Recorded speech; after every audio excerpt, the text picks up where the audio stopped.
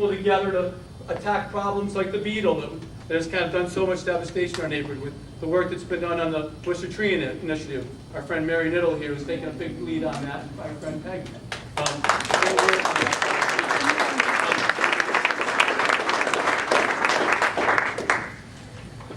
So as I said, I'm really excited. I'm humbled by all the support. I'm humbled by the number of people who have been here, are here tonight.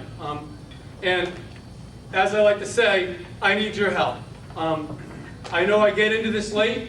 I know we face some really significant challenges. I'm running against one of my opponents has been in office for 30 years and has 30 years of those relationships, and is going to be very difficult to take on.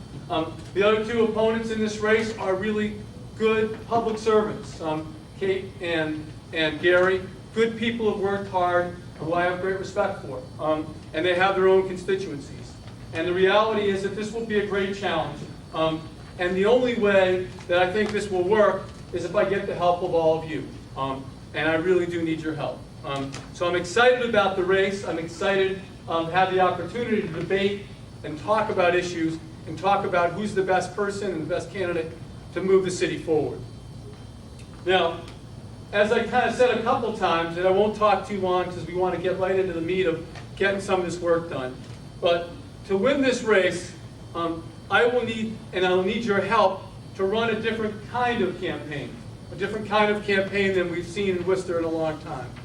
A campaign that will involve lots of folks like yourself talking with thousands of people, having thousands of conversations with people on the phone and at their doors and in the parks and neighborhoods and playgrounds, and having those conversations to talk about where do people want the city to go and about who has the best ideas and vision to get us there. And to help support that, we're also going to be a little different, that we're really going to talk about issues.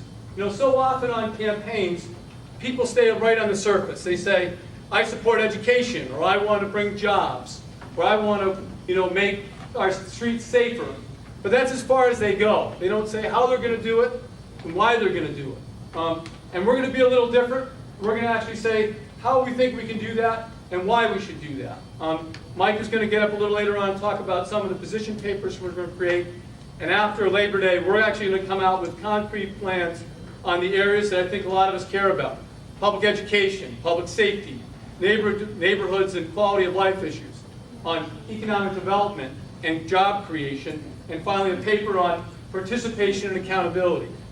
Real issues, real plans, and real ideas that we can debate and discuss with people on an everyday basis out in this community.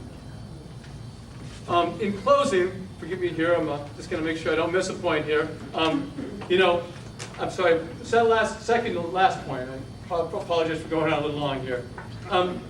The other point is that if we are fortunate enough to win, it's not only about running a different kind of campaign. I believe we need to govern in a different way.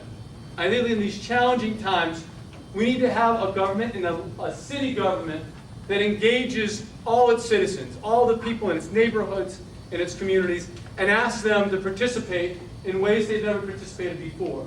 That welcomes their participation, embraces that, and values that. And we need to create new ways to do that as a local government, because I know that in this city, every day, my job with Congressman McGovern, who is just a remarkable human being, and I'm honored to have worked for him the last couple of years, I know that this city has an incredibly diverse, hardworking, smart, committed population, a group of people that really care about the future and want to do the right thing.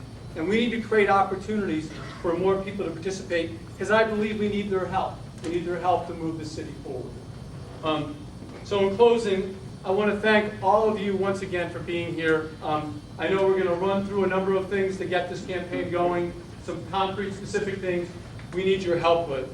But I want to just thank all of you once again. I'm grateful for, as I said, to my family, my friends, and those of you who came for the first time tonight just because you were curious. I'll be around to talk later, and with folks one-on-one or in small groups. I do ask that you be patient with me for the next 8 or 9 days. I've got a lot of obligations to finish at the Congressman's office, and then I'm going to take a leave of absence starting August 1st, and I'm going to campaign full-time until the election day.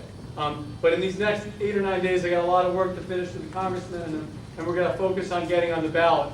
But after that, we'll open an office, and hopefully we'll get lots of opportunities to talk with all of you and a whole heck of a lot more people about where we're going to go as a city. So thank you once again. I'm grateful, I'm honored, and let's get going. Thank you.